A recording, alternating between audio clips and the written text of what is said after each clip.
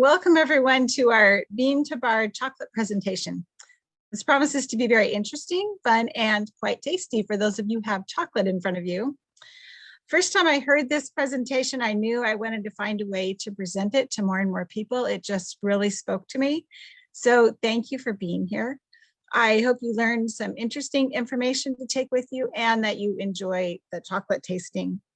We will hear tonight from 3 Equal Exchange staff. Lincoln will share words about Equal Exchange's relationship to First Alternative. Frankie will talk about their very important citizen consumer work, and Laura will guide us through the chocolate tasting. As you hear information and questions arise for you, you may submit those questions into the Q&A section of the webinar, and we will answer them at the end of the evening. Please make sure to use the Q&A section rather than the chat box so that we have them all in one place. Your presence here tonight also enters you into a drawing for several great prizes, including 2 Equal Exchange t-shirts or sweatshirts you get to pick, as well as letting them know the size you need, a co-op canvas bag, a co-op branded travel tumbler, and a delicious hanging basket filled with Equal Exchange chocolate, tea, and cocoa. And when that's gone, you can fill it with flowers. Names will be drawn only from those who are present tonight, and we are glad you're here. We will notify winners via the email you provided when you registered for the event, and you will hear from us on Friday. We'll work out details with you of where to pick up your prize and when. So I would like to now introduce Lincoln from Equal Exchange, who will kick off the first portion of tonight's program.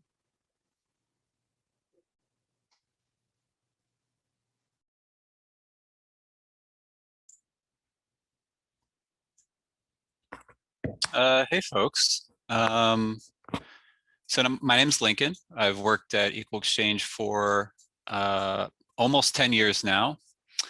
And for the whole time, I've been in the state of Oregon. I'm up here in Portland, but I've made many, many journeys down I-5 to visit y'all. I'm a little unclear if we're supposed to be introducing ourselves right now or actually jumping into what the agenda. I think it's a mix of both, Lincoln. Okay, sounds good. Yes. All right. So the history of Equal Exchange and First Alternative is kind of really tightly woven. I know that First Alt was founded in 1970, so happy 50th anniversary, of course. 51st coming up this year.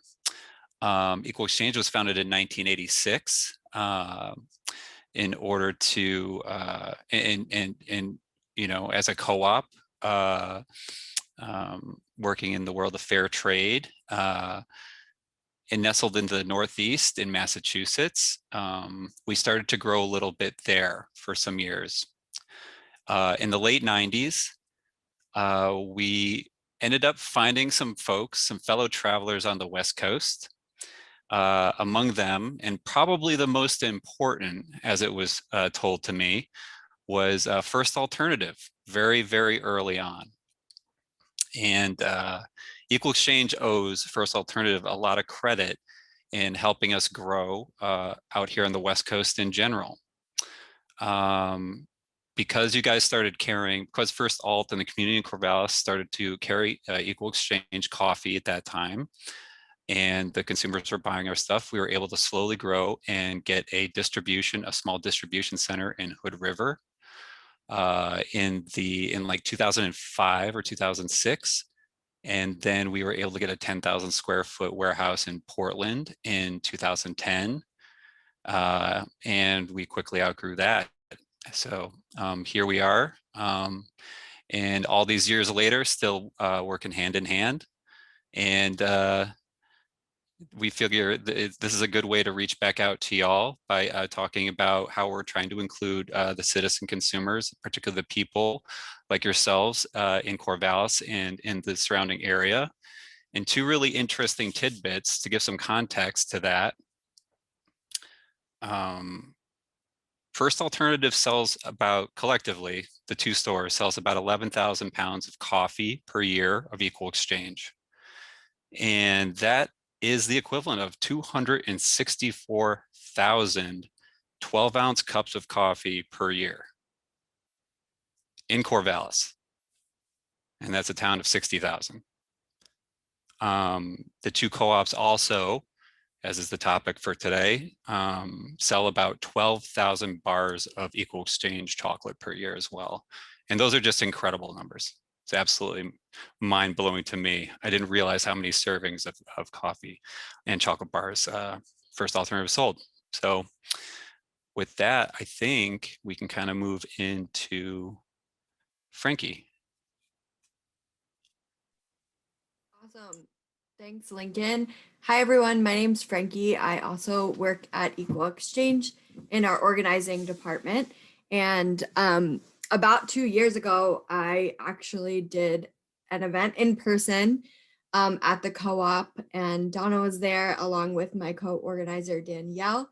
And we talked a bit about the consolidation of the food system and our citizen consumer community that we are building. So I'm just really excited that we're able to collaborate again tonight and to have Laura from our chocolate team at Equal Exchange kind of lead us through a chocolate tasting to hold product and in person, even though, you know, we can't physically meet. It's still always nice to kind of break out and do Zoom. So I'm really appreciative of First Alternative for helping us organize, and for all of you for, you know, spending your spring evening with us on Zoom. So thank you for that.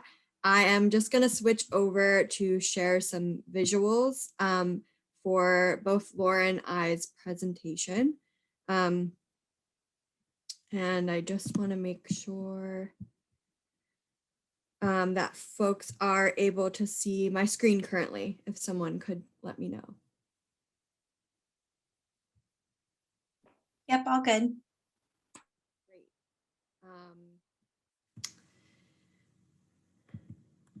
Awesome. So I am just going to switch to a little bit about our roadmap for my part of the presentation. So Lincoln shared with you all some of the history of Equal Exchange and our small farmer mission.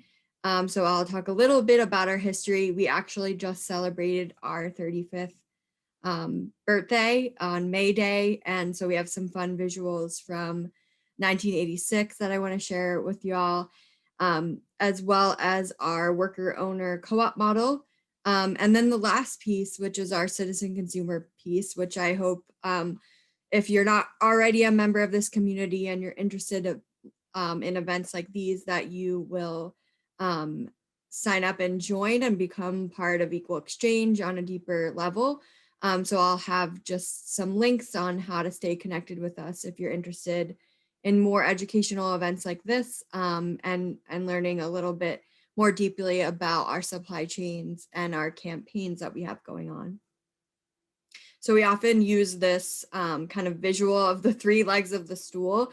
We joke, you know, maybe we should have done something a bit more interesting, like a bicycle.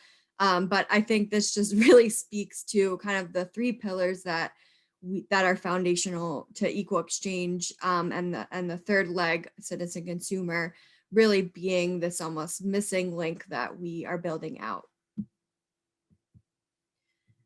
So yeah, as Lincoln mentioned previously, we, for folks that don't know, we were started in 1986 by the 3 folks up on the top left of your screen, Michael Riseen, Jonathan Rosenthal, and Rink Dickinson. Rink is the fellow on the right there in the light blue, and he is currently the only founder left still working at Equal Exchange. Both Jonathan and Michael kind of went on to do their other ventures, but they were really pivotal and really got Equal Exchange, I would say, off the ground and at many different levels. And they kind of all started in the co-op movement in the 80s. They were working for United Natural Foods distributor, and 1986, a lot of turmoil. Reagan was the president and had enacted this embargo against Nicaragua. So they really wanted to start equal exchange as an act of solidarity to stand with Nicaragua and to figure out a way to kind of go against the embargo and trade. So you often hear stories, we kind of fell into the specialty coffee movement. 1980s, really a time of like, strong food co-ops being a place of really sharing in price and community, people trying to figure out, where their food was coming from, asking those questions, and really acting in times of like, what is this supply chain? What is this product that I'm holding in my hands every morning? And so we started with fair trade coffee, and we were able to kind of ride the wave of specialty coffee getting off the ground. So that was a bit of luck there. But we always had the mission to work with small scale farmers, and really wanting that to be the heart and soul of everything we do, to really humanize the food system and to bring the consumer closer to the producer. And so we do that really by having the most direct supply chain that we can. So a conventional supply chain is going to have a lot of steps along its route, and therefore less of the product price will end up in the farmer's hands. So, equal exchange, we are the roaster of the coffee, we are the buyer of the coffee, and then we package it up and we sell it to folks like First Alternative. I also wanted to include a picture of Rob that Laura sent to me down on the bottom left. I almost consider him like one of the founders. He has started with Equal Exchange not too long after the launch, and really got us going in terms of organizing and educating people about fair trade at a time where a lot of consumers didn't know what fair trade was. He kind of went old school and was, organizing in grocery store aisles. There's pictures of him kind of singing in aisles to just get people's attention. And at the time, I would say that a lot of people that chose to take on Equal Exchange, especially Cafe Nika, they weren't getting the best quality product at that time. And it was really to stand in solidarity with farmers. And we have still deep roots to Latin America and ties to relationship building and building democracy and educating the consumer.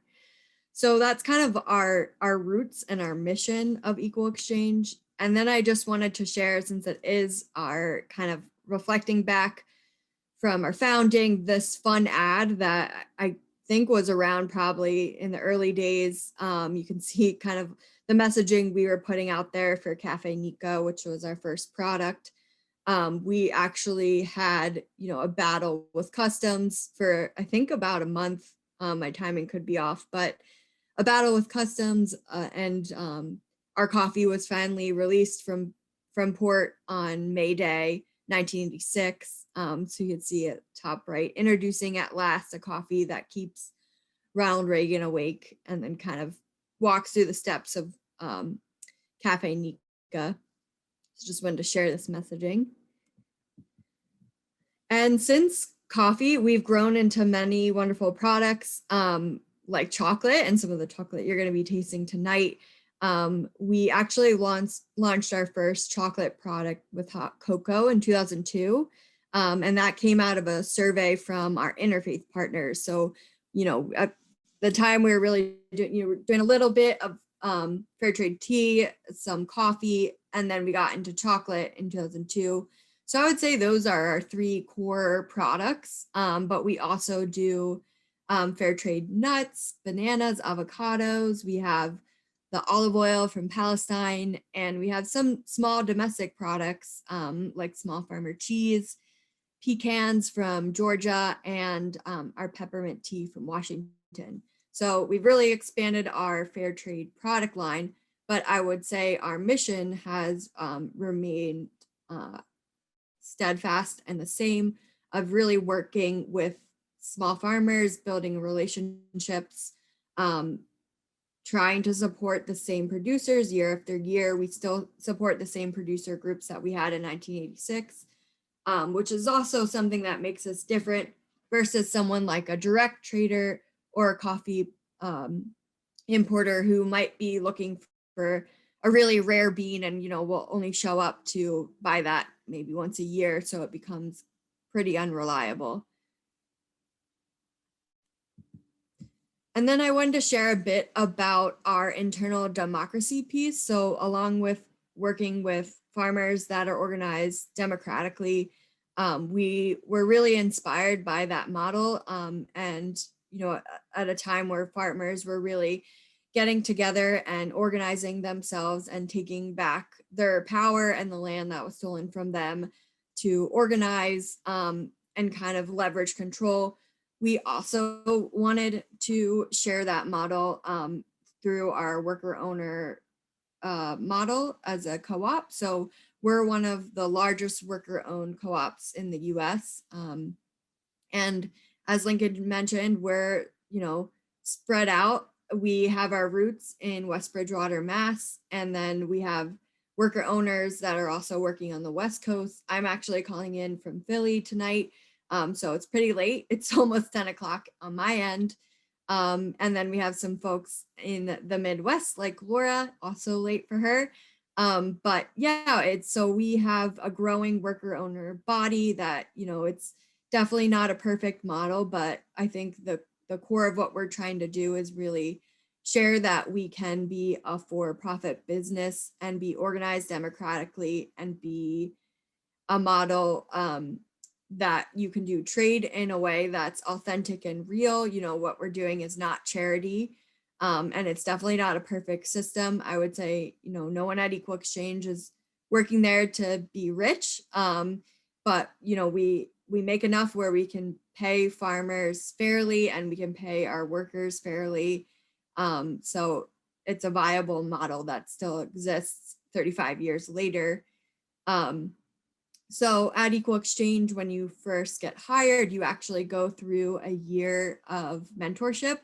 And fun fact, Lincoln was actually my mentor when I first started almost 6 years ago now. So you kind of get a mentor and they walk you through what it means to be part of a co-op.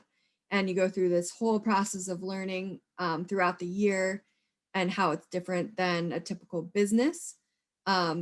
We still have really strong management, but after your year, you kind of make a decision whether or not you want to move forward. And then you're voted on by all the worker owners at Equal Exchange to be voted into the co-op. And then from there, you purchase a Class B share and you own stock. So that stock makes you an owner of Equal Exchange. So as I mentioned, we're a for-profit business, but we have a strong social mission.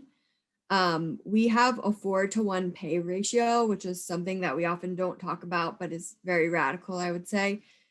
So the top paid employee would be Rink, who is the founder. He's only making 4 times more than the lowest paid employee.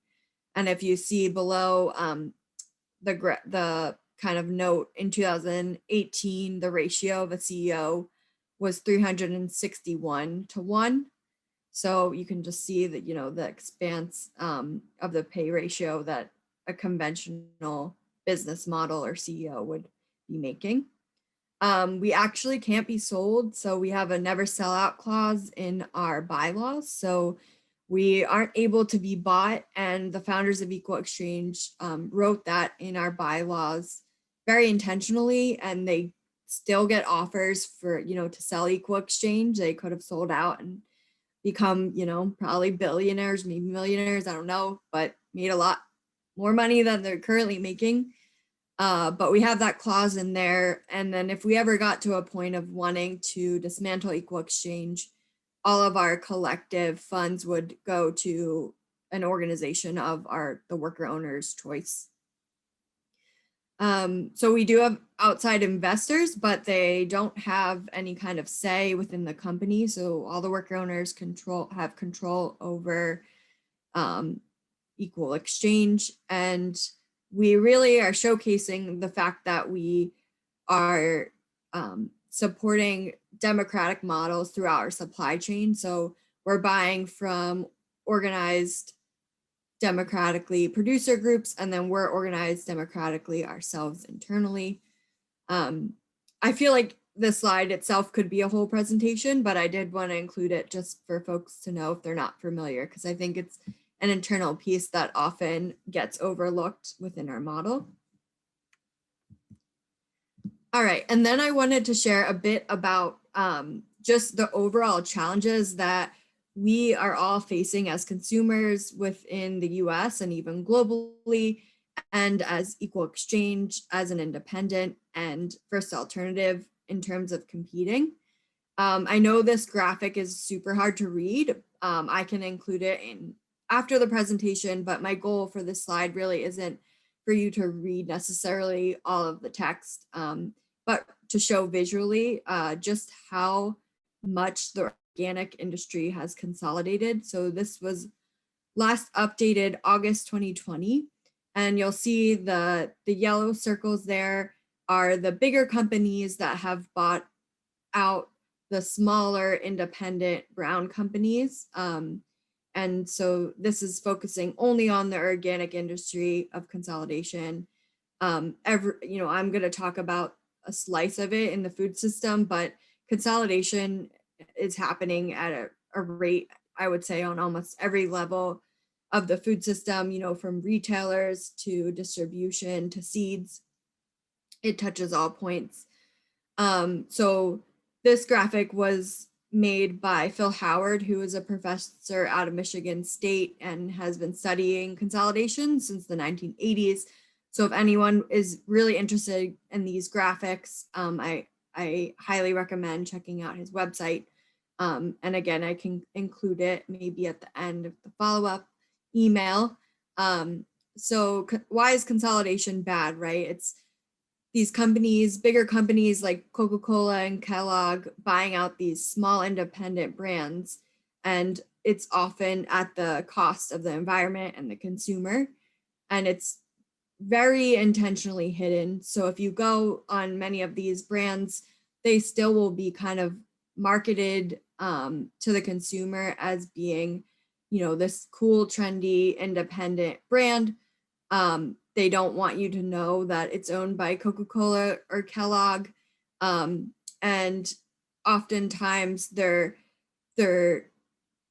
using their market power to buy up smaller companies because they're not finding success in their current company. So they want to use really the ability of these independent brands and kind of their market of the consumer to create profit. And that's at the expense of really driving down prices they pay to employees and suppliers. They often make outrageous conditions for vendors, like there's something called a free fill, which Equal Exchange has to participate in to sell into some big conventional brands where the buyer or supermarket will require us to give them, most of the times, I mean, Lincoln would know more, but almost a pallet's worth of free product to see how it sells. And so they won't give us any type of money for the product. They expect us to give it to them for free to see if it even can move off the shelf. And yeah, often the values of these independents are then diluted once they're sold. So if we look at, Kashi, owned by Kellogg, Honest Tea, owned by Coca-Cola, Stonyfield, the yogurt company, is now owned by Dannon.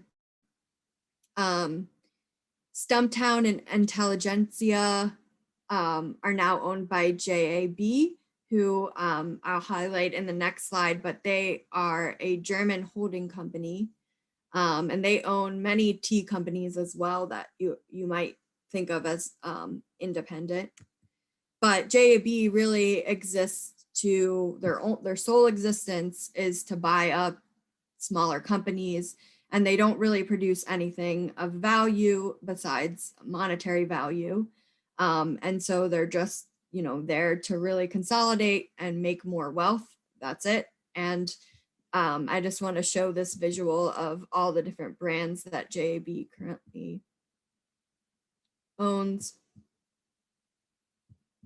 So it's just gonna fill up the whole screen.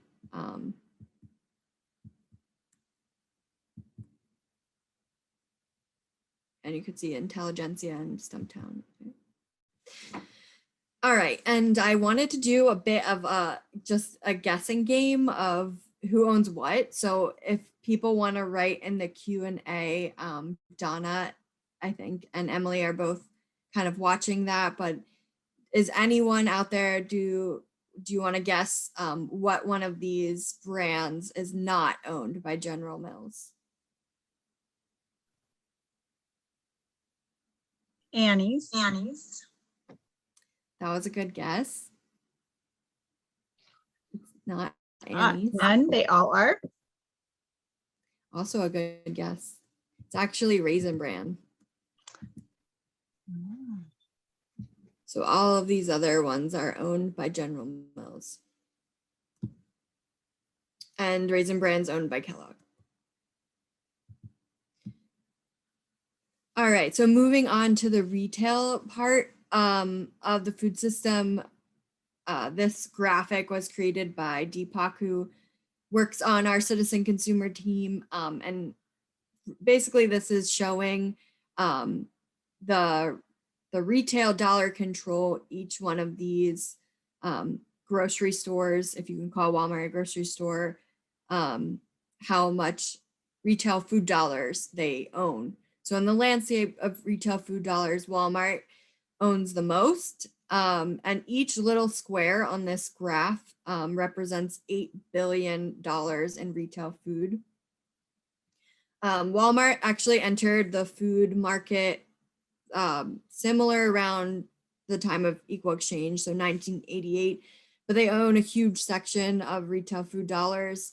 And Walmart, one of the things they do is offer really cheap prices, and they do that at the expense of everyone around them. So Walmart actually participates in predatory pricing. So they'll go into a community, undercut all of the grocery stores around them, and then the grocery store is no longer able to compete and will often have to close their doors.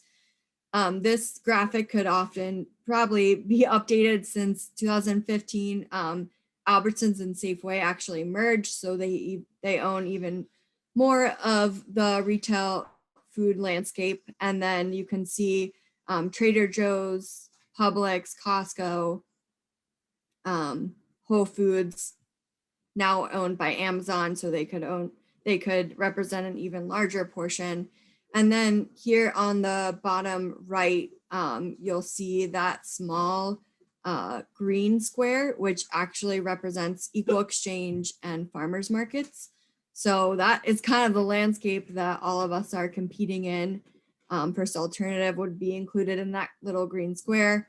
And then the one next to it, NCG, is National Co-op Grocers. So we're all trying to compete against this US retail food market landscape. And you can see just like how intense that is, right? To compete at every level, from pricing to supply to distribution. Like Amazon Whole Foods now offers like 2-hour delivery. What does that look like for someone like Equal Exchange, who's also trying to offer a product in a reasonable way, but just doesn't have that leverage? And then lastly, I just wanted to share this graphic from National Geographic on the consolidation of seeds. And I like to end on this one because, in some ways, this is where a lot of food starts, in the ground as seeds, and you can just see how consolidated our seed supply is getting. So that's just showing different varietals and where they're at now. And so what can we do about this challenge, right? So Equal Exchange started with our strong farmer mission. We have our worker-owned co-op model, and then we started to create a citizen consumer community about 6 years ago now, to really start organizing people around these challenges, and to make spaces for folks to be included in equal exchanges model. So we feel like small farmers have a strong stakehold in our co-op. We have our worker owners that have their ownership piece, and the missing piece is really citizen consumers being awake to these challenges of consolidation and monopolies and the greenwashing of fair trade, and wanting people to engage around those issues with us, and to become part of our larger movement of equal exchange. And so I hope after this presentation, you will all consider joining.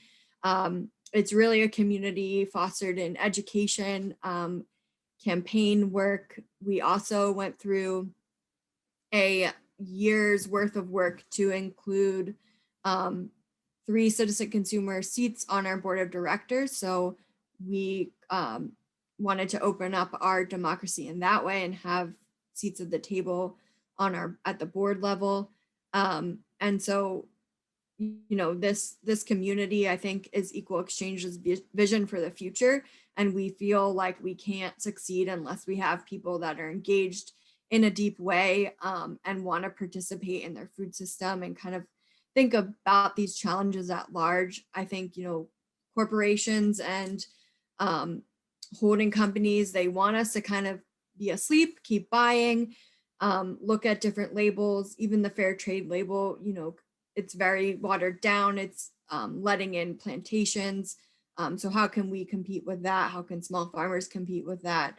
And we want to create a future where people, you know, are engaged in building alternatives and have other forms of participating in the food system, and one that showcases their values. So I just wanted to end a bit on if folks want to go and are interested before I turn it over to Laura for us to get into our chocolate.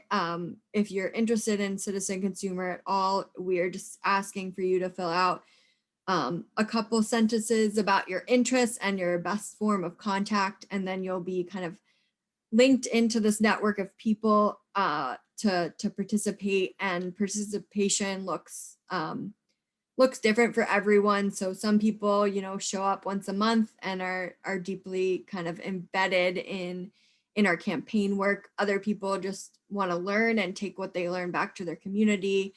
And other folks are kind of interested in more of the hands-on and building out alternative systems. So it's different for everyone, but I hope folks will consider becoming a part of Equal Exchange and our vision. And I think with that, I am going to turn it over to you, Laura, to introduce yourself and switch over to chocolate. Awesome. Thanks, Frankie. Yeah, now for the fun part, chocolate. Not that Frankie's part wasn't fun. It was amazing to get the background into who we are as Equal Exchange. But I'm sure you saw the ad for this event and saw chocolate tasting, and maybe that's what brought you here today. So we're about to get there.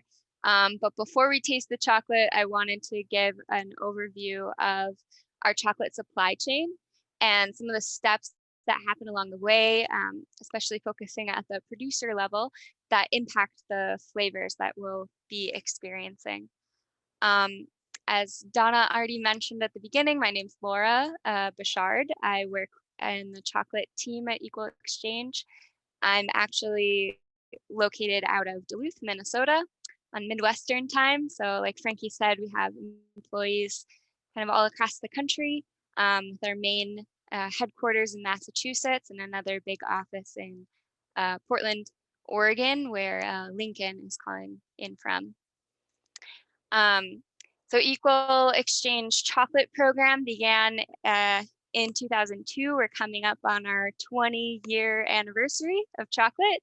As Frankie said, we started in hot cocoa, then we moved into bars a few years after that. And now we also offer chocolate chips. We can go to the next slide. I wanted to speak a bit about where chocolate comes from. So chocolate isn't just a gift that you receive on your birthday or a luxury good. It is made up of agricultural products, the principal products being cacao and sugar, both of which are commodities as well. So I saw there was a question in the chat around fair trade and what does fair trade mean? It means at the very basic level that if you're purchasing within a fair trade system, that you're paying um, uh, a price that is above the commodity price, or there's usually a floor price. So if the commodity price dips above that floor price, then you're paying the commodity price. But most of the time, the commodity price is actually below that floor price. So farmers are guaranteed a floor price. In the equal exchange supply chain, cocoa and sugar supply chain, we actually do pay typically more than the set fair trade base price, just in continuation of these long-term partnerships that we're establishing with producer co-ops. I love this infographic that you're seeing on your screen. I'll try and explain it a bit. It shows where cacao is produced versus where chocolate is consumed in the globe. So the pink circles that you're seeing are, the numbers are in 1,000 metric tons. So looking at Ecuador, for example, they have 328,000 metric tons of cacao produced in a year. And then the numbers you see in brown are 1,000 metric tons of chocolate consumed. So in the United States, you have 816,000 tons of chocolate consumed in a year. So this graph highlights to me some of the inequities in the chocolate supply chain, that cacao, being a tropical agroforestry crop, grows along the equator. However, the countries that consume cacao most often are in the global north, with Europe being the largest. Cacao is typically farmed by small farms, with the majority of cacao in the world, around 70%, coming from West Africa, so Ivory Coast and Ghana. You can go to the next slide. And then I'll talk a bit about where equal exchange purchases from. So Frankie, if you click, we have a map, and you'll actually, and click again. So this is cacao. Yeah. The map that you just saw is where cacao is grown. You saw that on the previous slide. Now this is the inside of our bar wrapper. So once we get into the tasting, you can take some time to look at that too. But this is a map of where equal exchange purchases are cacao. So we have it through the Dominican Republic, Panama. We were purchasing from Ecuador for a while. However, we are no longer purchasing from Ecuador. But we do purchase from many co-ops in Peru, as well as Togo. We supply our sugar primarily from Paraguay. We also supply a small amount of whole cane sugar, also called panela or sucanat, that's used in our bars, from Costa Rica. And then our vanilla is sourced fair trade organic from Madagascar. We work with over 16 cooperatives, and each of these co-ops look a little bit different. Some have, the smallest co-ops have around 78 members. And then one of our largest co-ops, which is Conacado Co-op in the Dominican Republic, has close to 10,000 members. But that said, the average, this says 1,500, but really I'd say the average is closer, or the mode is more like 1,000 members at our co-ops. So pretty large farmer cooperatives. The average length of partnership, we just calculated that last year, is 9 years. So you're looking at our first co-op that we started working with the hot cocoa product, nearing 20 years. Now our newest groups, I would say, are the ones from Togo. So we have Scoops Procab and Scoops ICPA. Those relationships are about 2 years. So 9 years is a significant amount of time, and we're very thoughtful in the relationships that we form, and we're excited to be in Togo. So even though it's just 2 years, we hope that we continue purchasing from them. And I love this fact: the total area under organic production. So if you add up all of the organic cacao, sugar, and vanilla farms in our supply chains, in our chocolate supply chains, you get 64,810 hectares. So that, if you translate it into something a little more comprehensible, it's over 90,000 soccer fields. So it's a significant amount of land that is under organic production. And many of these systems of the cacao farms systems are in agroforestry systems too. So you're supporting a whole collective healthy ecosystem as well. Next slide. So this is a cool picture. I'll talk a bit about the picture. It's from our sugar farm from a sugar farm in Paraguay, from the cooperative Manduvira, where we buy sugar from.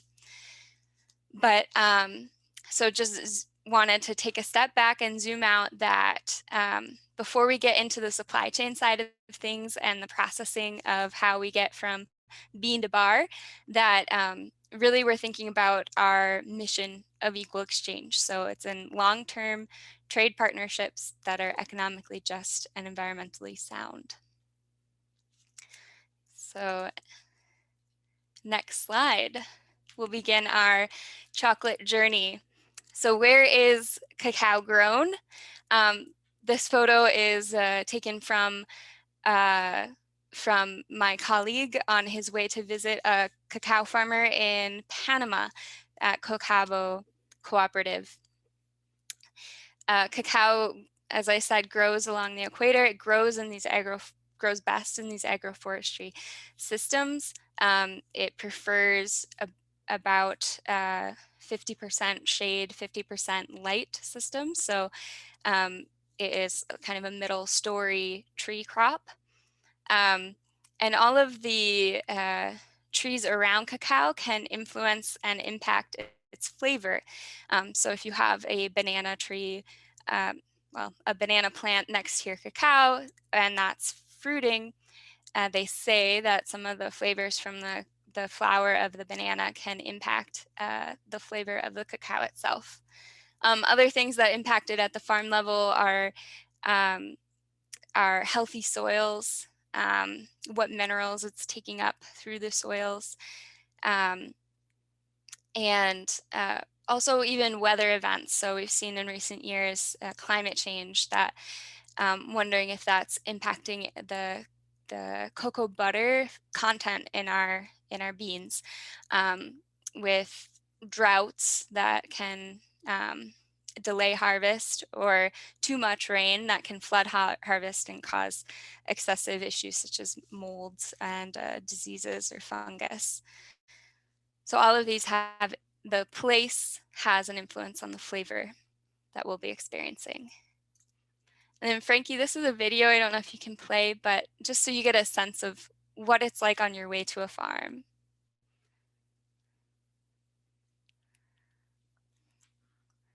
So it's kind of fun. This video was taken from a delegation to Peru that actually George from First Alternative Co-op was a part of that trip. You can see the mountains in the background, but you see again this kind of, there's some agricultural fields. It looks like they were planting beans, but in the background there's, rather in this photo in the foreground, you see a forest in front of us, and that is where the cacao is grown.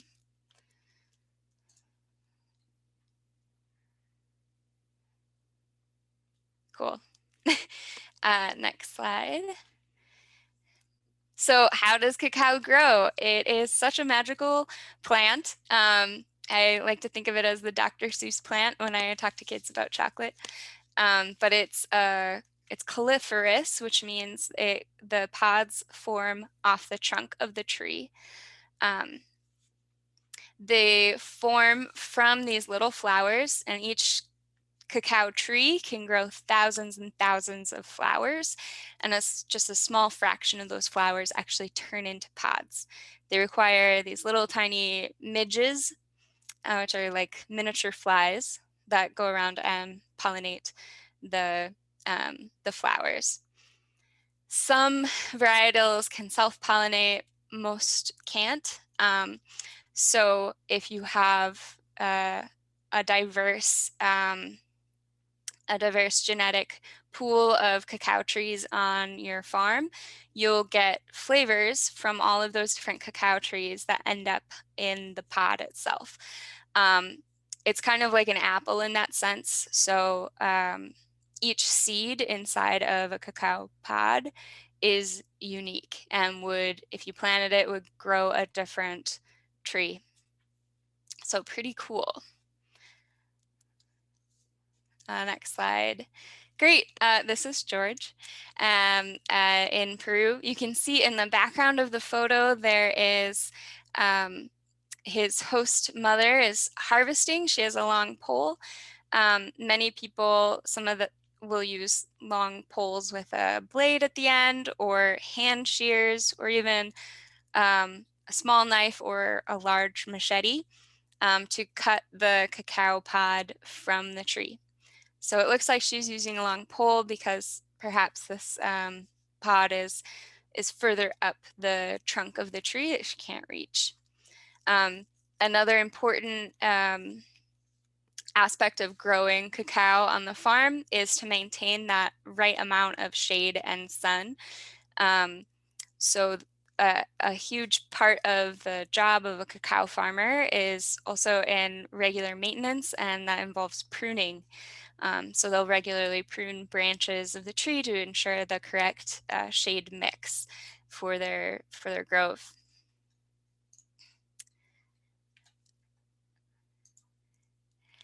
And then once you harvest the cacao, you'll split open the pod itself.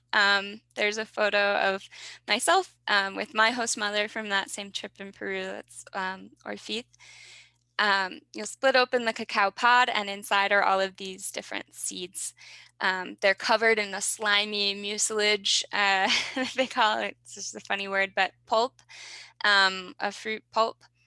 And then that fruit pulp is, in the majority of the co-ops that we work with, fermented at the co-op level. So the farmer, in this case, Orfith, will take her bucket of cacao and bring it to the co-op to get paid. Next slide. At the co-op level, like I said, typically the co-ops will ferment the cacao. The fermentation at the co-op level results in a more homogeneous, controlled ferment, and typically results in a more quality product. However, interestingly enough, this bar that we're tasting tonight, the Panama, is typically fermented at the farm level in smaller batches. And that's just a difference. Culturally, at the co-op, the farmers have that knowledge in fermentation at the farm level, and that's what they're used to. However, this photo is taken from a co-op in Peru called a Proceroche. They do have central fermentation, and they do it in big wooden boxes like this. At the fermentation stage, a lot of flavor development is happening. So as typical with any fermentation, you're getting wild yeast and bacteria and enzymes that are in the local environment. And that's why often, in addition to the soil and the place of the cacao, the fermentation will also bring about a specific terroir for different locations or different regions. This anaerobic and the fermentation then transforms into an aerobic fermentation, and it lasts about 5 to 7 days. After this phase, they say that the precursors to flavors are formed. Next slide. So this is a cool slide. You can see the different stages of fermentation. These beans were cut open. On the far right, you see a dark brown bean with many little fissures. That bean has been fully fermented. In the middle, you see a more purple bean. That bean has not been fully fermented, requires more time. It still has a lot of the phenolic acids and components that need to be broken down into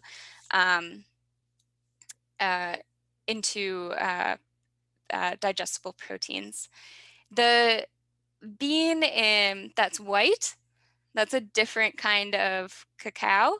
Like I said, each pod can have different varietals, even in the same pod, and different seeds. So this is actually a different genetic variety of cacao that is known for its white beans. So it might have a slightly different flavor profile than a bean that is dark brown. Similar to the bean that is on the very far left, it's kind of a lighter brown. That is also fully fermented. It is a different varietal of cacao. So super cool to see all this different genetic variety. And fun fact, farmers control that genetic variety on the farm level through grafting, similar to what you do at a vineyard or at an apple orchard. All right, then after the fermentation comes the drying. This also typically happens at the co-op level. This photo is from Cacao Co-op in the Dominican Republic. Beans dry from anywhere from 2 days to 7 days, depending on the weather. So really the humidity in the air and the amount of sun that they're getting that can get them to that dried state. Some co-ops will also accelerate the process by using mechanical dryers, but most of them dry similar to this in a closed greenhouse style solar dryer. A quality chocolate will have around, quality chocolate will be made from cacao that has around no more than 7% humidity. If it is more humid and gets exported, it can impart off flavors such as kind of mold or fungus, which is not pleasant in a chocolate bar. Next slide. So also work at the co-op level, there's quality control and checks along every step of the way. So the cacao is dried and then separated into different lots. Then samples are taken from those lots, and then they pass through this machine on the right that's called a guillotine. So it'll cut different samples. They'll do chemical analysis, for especially since we work with organic farms, they're testing for pesticides or herbicides, but they'll also do other chemical analyses as well as a flavor analysis. Next slide. Then the beans are ready for export and are shipped along to their manufacturer. This is a photo at Cacao Co-op. You can see these beans were destined for equal exchange. All right, so these next few slides are work that happens at the manufacturing level. Also, the other half that impacts the flavor. So the next steps, once it arrives at the manufacturers, the cacao beans are roasted, winnowed, and ground. So roasting typically happens in a nib form. So the cacao is crushed into small nibs, roasted, and then the shells are separated. That's the winnow part. And then the grinding of the cacao into a paste, which we call a chocolate liquor, sometimes called cocoa mass. Next slide. So that chocolate paste is then put into a large kind of mixer machine. It's called a conch, and it's conched. So it's mixed can be up to 3 days for some of our bars are conched. This allows for a smooth texture. It reduces any volatile flavors, off flavors, and creates homogeneous flavor profiles within the chocolate bars. It also results in a very smooth, silky texture. Equal Exchange does not use any additives, or I should say fillers, in our chocolate bars. Many companies will get by this long conching phase by adding in a soy lecithin or a sunflower lecithin. We just use a lot of thyme and cocoa butter. Next slide.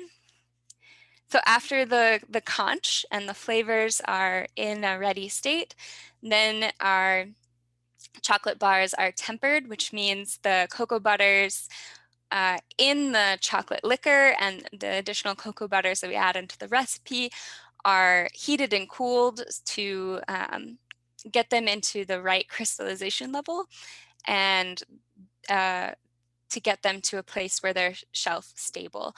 So a quality chocolate should have a strong snap and should melt on your mouth at around the 95-degree range. That means that it's been properly tempered. And then chocolate gets molded, and even the mold can impact the flavor. Is it a thin bar? Is it a thick bar? Is it in the shape of an Easter bunny? Those can all affect the experience of tasting chocolate. So after the tempering and molding, the chocolate gets packaged, arrives at Equal Exchange. We undergo our own quality analysis within our team. We have a sensory team. And then the chocolate is purchased and shipped to customers, such as First Alternative, and makes its way onto the shelf and purchased by consumers like you and participants. So now for the fun part, let's do some tasting. So I'm hopeful that folks have their chocolates handy. If not, I'll give you a couple minutes to grab them while I explain the form. Hopefully you are also able to grab a chocolate form. We're going to be tasting 2 bars this evening, our 80% Panama bar, and then our 55% coconut milk with coconut sugar bar. We chose these bars because they have a strong contrast. You have one dark bar, the 80% single origin, and you have one bar with many inclusions with the coconut milk, coconut sugar, and there's also ground coconut flake. It's a sweeter mouthfeel as well, or sweeter flavor as well. So you get these two kind of different contrasting flavor experiences. So next slide. So yeah, if you need to grab your bars, feel free to do so now. I'm just gonna walk you through the tasting form and what you're gonna do. So you'll first open your bar, place the chocolate on the square that says 1. And then the first thing you want to evaluate in a chocolate is the appearance. So as I mentioned, that step of the chocolate manufacturing, tempering, has a big impact on the appearance of the chocolate. Is it shiny? Is the chocolate uniform? What is the color of the chocolate? And the color of the chocolate could also be impacted, going back to the photo of the different beans, it could be impacted by the genetic variety. Maybe it's made from white beans. It's a lighter colored chocolate. Maybe it's made from darker beans. Maybe it has inclusions. What does it look like? The next thing you're going to evaluate is the aroma. What is it that you smell from the chocolate? Take a big whiff. Feel free to reference the flavor wheel if you need some inspiration, but generally common flavor notes are in the floral, fruity, nutty category. And it will give you an idea of what you're about to taste in the flavor. The next thing you evaluate is the snap. So this can be evaluated by breaking the chocolate or by biting into it. A quality chocolate will have a crisp, strong, loud snap. So see what you get there. The next step is the mouthfeel. So is it creamy? Are there different inclusions or like nuts in the texture? Is it does it have a fast melt on the tongue, or is it slow? Is it kind of gritty? These are all things to note in the mouthfeel. And then finally, the flavor. So what flavors are you getting? Again, you can reference this flavor wheel if that's helpful to you.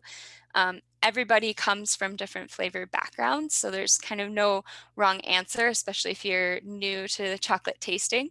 If you have some experience in tasting other things like wine or beer that are more commonly tasted, feel free to bring some of that experience here. The final taste. What flavors linger on the tongue even after you're finished tasting? Aftertaste. So Frankie, let's take 2 minutes maybe, and I would love if folks have some flavor notes. We're just going to put up a large image of the flavor wheel. There it is. Yeah. So as you're tasting, take your 2 minutes, go through the whole step. We're just starting with the Panama bar. And we'll do the same thing later for the coconut milk. So take your 2 minutes for the Panama bar and write in any flavors that you're getting in the Q&A. Thanks.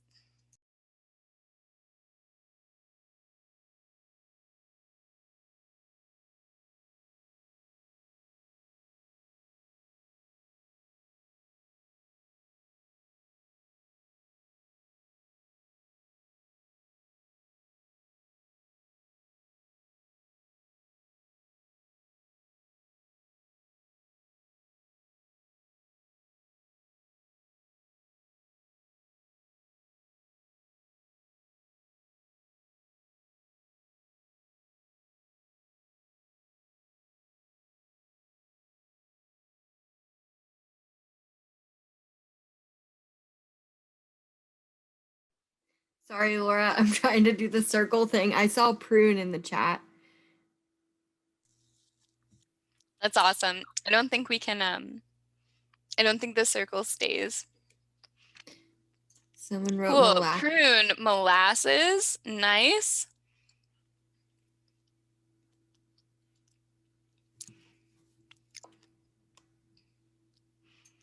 Anyone else wanna be bold enough to share?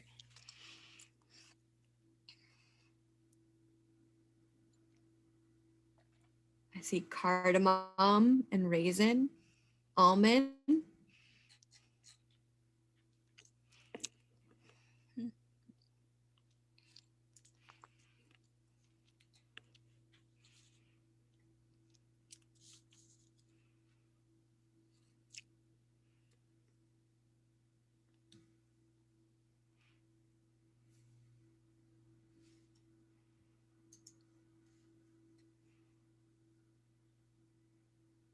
Caramel, vanilla.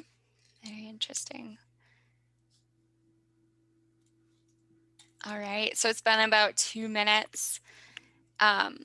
Great job, people. I see a lot of, yeah, vanilla. Awesome. So Frankie, if you go to the next slide, this shares some common flavor notes that, yeah, that the equal exchange panel gets from this bar. So I see almond was in the chat. Nutty is a prominent flavor. Prune was in the chat. Awesome. We typically get raisin, but it's kind of in that dried fruit category. Great work. Molasses. Yep, we get molasses, vanilla. I saw someone said caramel. That's also in the sweet. I just get chocolate flavor. And that's a very good point. So someone said they just get chocolate flavor. This chocolate bar, it is 80%. It's a darker bar, but it is a straightforward chocolate. And so when we talk about it in the chocolate team, we talk about chocolate brownies, fudge, you know, burnt brownie edges. So saying that it tastes like chocolate is actually unique to this bar. It is a very chocolate forward bar. So that's okay that you got the chocolate flavor, because that is dominant in this chocolate bar. Another thing we often get is berry. So we'll get blackberry, raspberry, sometimes often kind of a cherry flavor or note to this bar. All right, let's do the same thing with coconut milk now. So 2 minutes. I'll mute myself.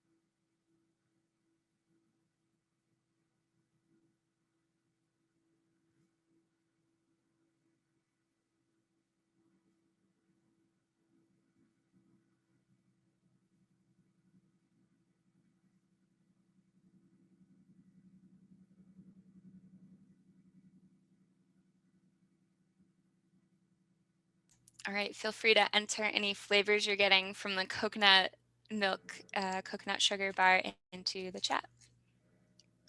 All right, I see cinnamon.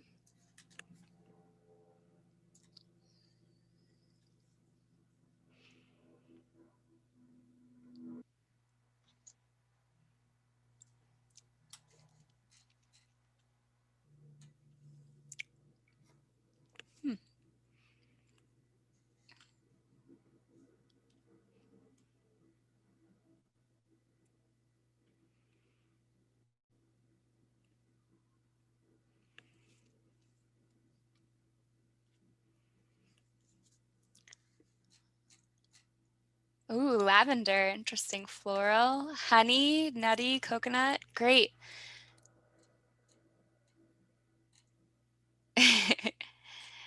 Caffeine high, yes. Chocolate does contain a small amount of theobromine, which is caffeine. Chalkier, all right, that's a texture note. Frankie, go to the next slide, please. We can see what the equal exchange panel gets out of this. So again, a great tasters here and the participants. Yes, I saw honey several times. I saw lavender. So we often get floral notes for this chocolate bar. Coconut, obviously. So some tropical fruits, but definitely coconut. It's got coconut milk and ground coconuts, as well as coconut sugar. So absolutely. Also notes of raisin that we typically find, vanilla, and caramel. So great work. Our coconut, just another fun fact, our coconut flake and coconut milk are sourced from Sri Lanka, and the coconut palm sugar comes from Indonesia.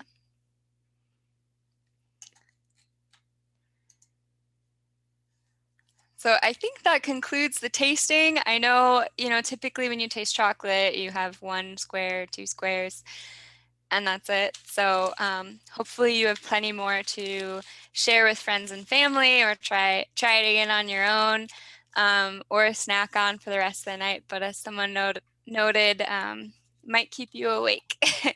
And Frankie and I are a couple hours ahead of you all too, so it's not the best time of night to be eating, especially dark chocolates. But and Frankie, that's you.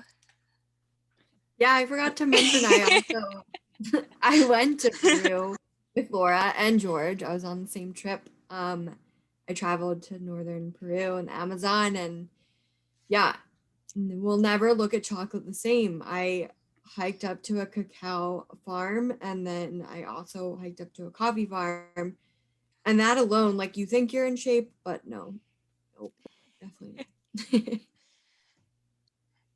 Yeah, I just remember like sweating profusely and having to wear long sleeves, right? Because you get sunburned and bit by mosquitoes if I don't.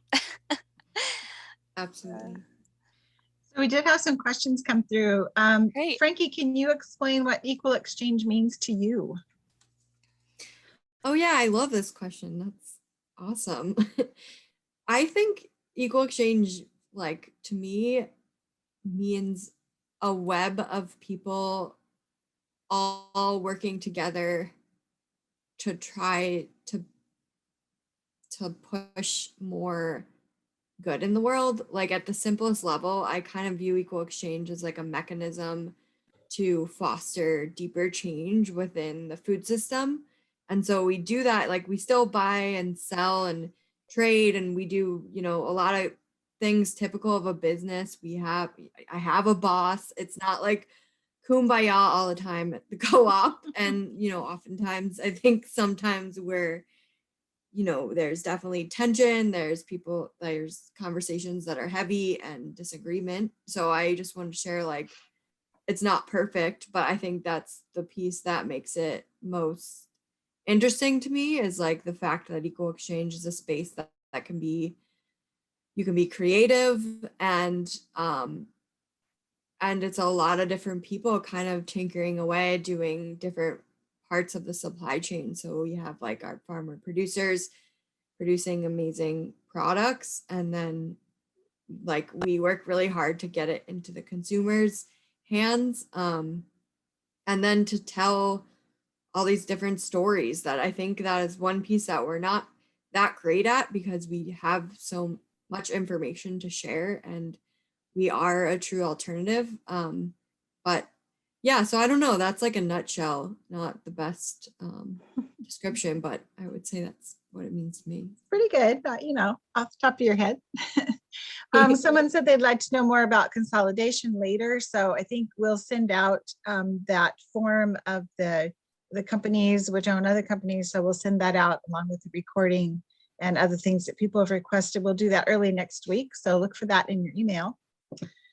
Let's see. Yeah, and I just encourage people to, I'm going to put in the chat, to join Citizen Consumer. So you can do that. Absolutely. Going directly to our website, and put it in the chat. But this will connect you to more information around that. And then I did see someone posted in the chat Phil Howard's website. He's a great resource. He has a book that goes all into it called The Power and Concentration in the Food System. So that's also a great resource. And yeah, Donna, I'd be happy to share any of those graphics in the presentation. That would be great. Yes, and I was going to mention too, and again, to join Equal Exchange, if you feel led to do that, at equalexchange.coop/apply. And like she said, there's all levels of the level of involvement that you can be in, and that's really great. We have another question. When in the process is the cocoa butter separated from the cocoa mass? I can take this one. That's a great question. So if you remember, the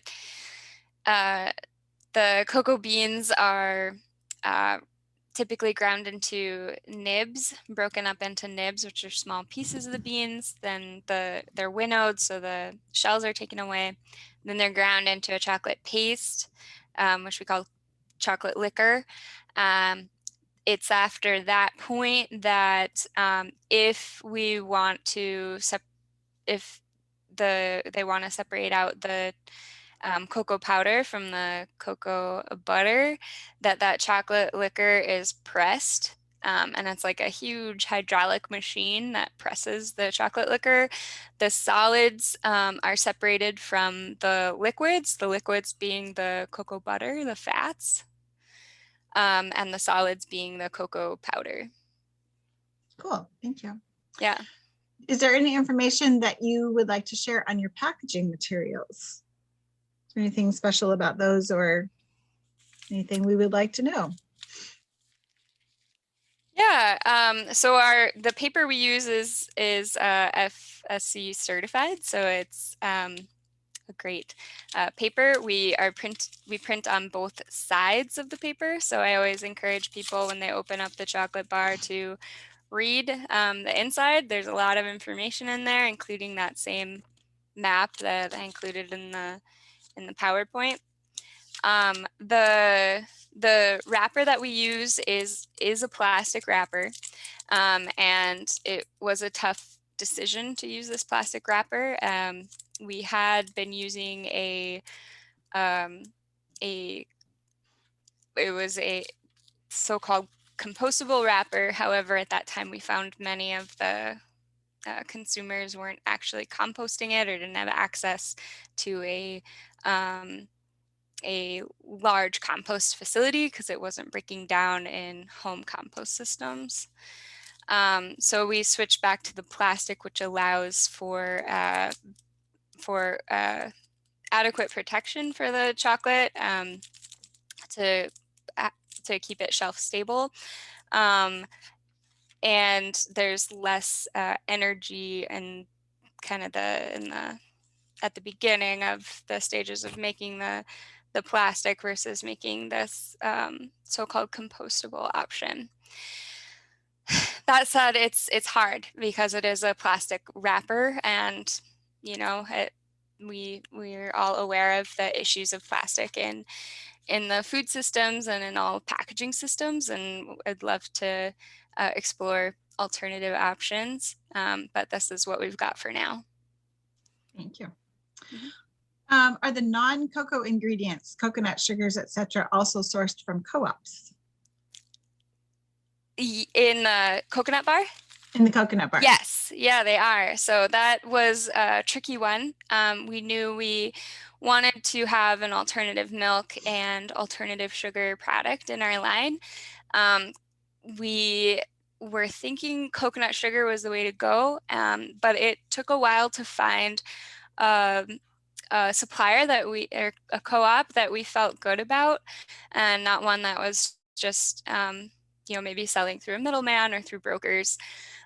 So we do feel good about the relationships we have with the co-ops in Sri Lanka and Indonesia that go into our coconut milk product. And most of our, even the inclusions in our bars. So for example, in our almond and sea salt bar, the almonds are sourced from a co-op as well in Spain, and the sea salt is sourced from a co-op in France.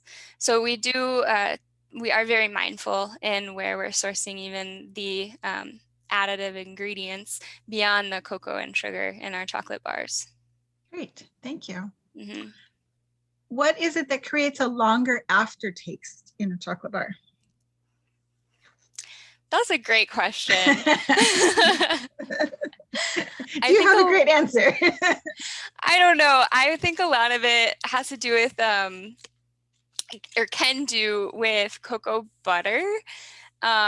So the flavor release, the flavor impact is heavily influenced by the cocoa butter content and how quickly the chocolate will melt on your mouth, and the cocoa solids, which are the inherent flavors that you're getting from the chocolate, are released on the tongue. So I suspect that a chocolate with a higher cocoa butter content will have a slower flavor release and a longer aftertaste. Mhm. Now, the flavor that you get in the aftertaste, it depends on the chocolate.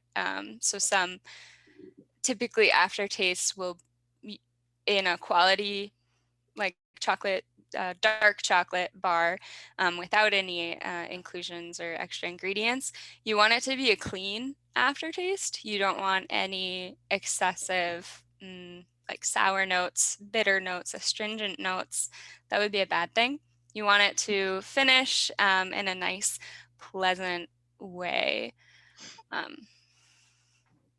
So I know now, like I'm kind of tasting some of that coconut tang because we finished on the chocolate with the coconut milk and coconut.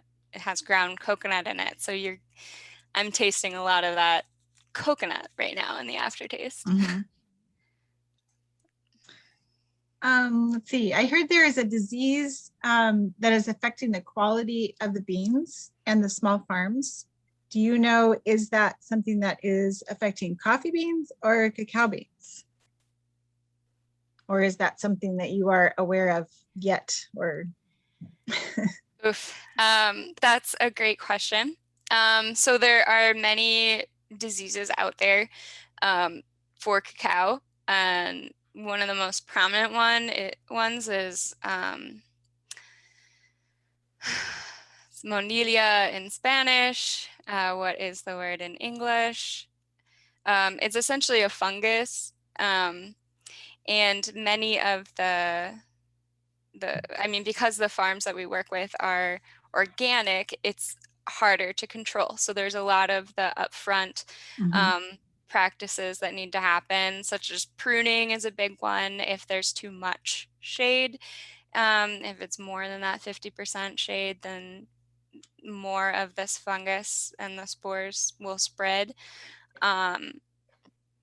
Another issue is witch's broom, which is kind of like what you'd find in the pine forest in Oregon, right? With it's another plant, a parasitic plant that will try and root itself into a branch of cacao tree. So again, that's controlled organically by hands-on methods, by pruning. So they'll cut out the witch's broom.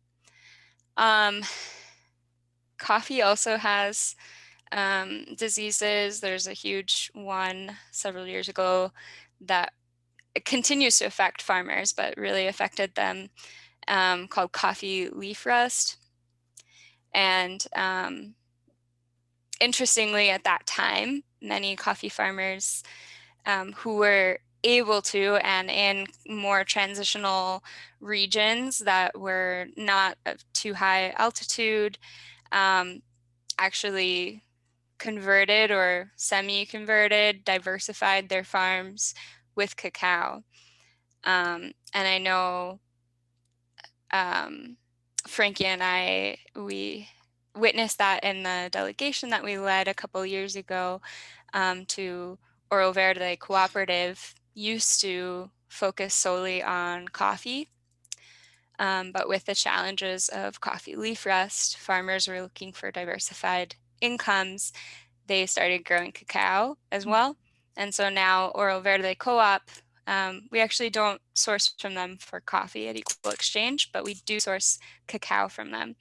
And their farmers, they have some farmers that are just coffee, some farmers that are just cacao, but many of them have both the crops.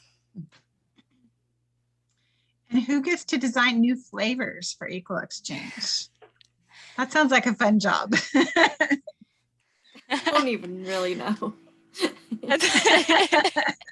That's a great question.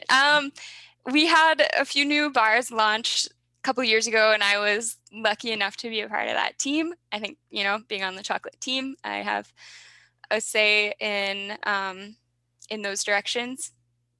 We had the coconut milk that we tried today is one of the new ones, whole almond and sea salts, which is very nice, and a 92% total eclipse bar, which is our darkest bar in our line.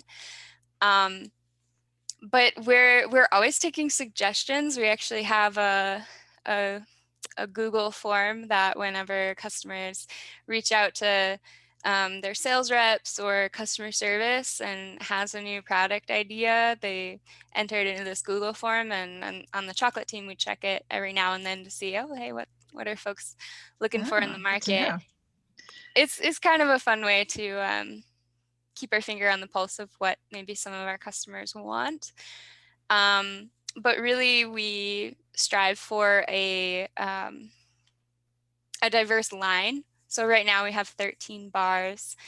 And I'd say it's a pretty good mix of different kinds of bars. We have classic milk all the way to this newest bar that's 92%. So trying to appeal to a wide variety of chocolate tasters. You did make milk chocolate with hazelnuts. Is that still one that you make? We don't. We actually removed the hazelnut from that bar, so it's just milk. Mm-hmm. Okay. But we used to have a milk chocolate with hazelnut. Mm. What is your all-time favorite? And maybe any of you can jump in on that. Your all-time favorite Equal Exchange chocolate bar. Mine's the caramel sea salt. The dark or the milk, Donna? I don't know. Your choice. What's your favorite? My favorite is the lemon ginger black pepper right now. That's mine too. Changes That's all the mine time. too. Actually, that's so weird. No, I think we're the only ones. You got the full panel whose favorite is that bar, but it's super unique and really cool. Lemon ginger black pepper. Yeah. Really fun one to gift, because I feel like people are like, what is this? And then you try it and you're like, whoa. But you definitely have to like ginger. It's very gingery. Yeah, of the new bars that, like I mentioned, that the whole almond sea salt I think is just divine. It's actually 100 grams. So our bars are 80 grams. This one's a little thicker, a bigger footprint, has the whole almonds in it. It's like the best bar to take on a long hike in the woods because it's like just pure energy. Nice. Is climate change affecting where cacao can be grown already? And is that already entering into the picture? Yeah, yes, it is. As I mentioned, some farms that were growing coffee are now growing cacao. So you see cacao growing at higher elevations than it's ever been before, likely due to rising temperatures that allow it to grow at these higher elevations that used to be too cold or have a frost danger. And then, of course, concerns just with climatic events like droughts and too much rain, El Nino. There was a really bad year, the first year that I started with Equal Exchange, heavy rainfall that hit Peru really hard, that really hurt our chocolate chip supply chain, and because the cacao farmers, although they were able to harvest some that year, they had difficulty in transporting the cacao, but their harvest was also reduced. So because of all the rainfall, there was an increase in and I still can't think of that word in English, monilia, and this fungus, as well as the rains washed away some of those tiny little flowers, so they never developed into pods in the first place. Okay. Um, Well, we are at 8 o'clock, so I think we're gonna wrap up. Frankie also wanted to share her email with you if you are want more questions about joining the Equal Exchange Co-op and joining that movement. Her email address is F as in Frankie, Pondolf, P as in pony, O-N-D as in dog, O-L-P-H at equalexchange.coop. So if you have more questions, she can certainly answer them for you. I want to thank all of you for attending tonight's presentation. I think it was very interesting. I hope you're leaving with some helpful information in your pocket and things that will help you appreciate chocolate even more. I'm sure you enjoyed the chocolate tasting. I know I did. It was great. Thank you to Equal Exchange for providing all of that chocolate that we enjoyed this evening. That was very generous of them. Check out all their products that we have at the co-op, more flavors, more products. We have the coffee and tea and the cocoa and the avocados and all those things, and they're so delicious. Thanks again for all of you for being here. A special thanks to Lincoln and Frankie and Laura for joining us, taking the time to share your mission and vision, and staying up late for us. We appreciate that. So have a great rest of your evening, and we'll catch you again. Thanks so much. Thanks, everyone. Thank you. Take care. Thank you. Bring Thanks, back everyone. hazelnuts. We'll try. Bring Put in back the hazelnut bar. All right.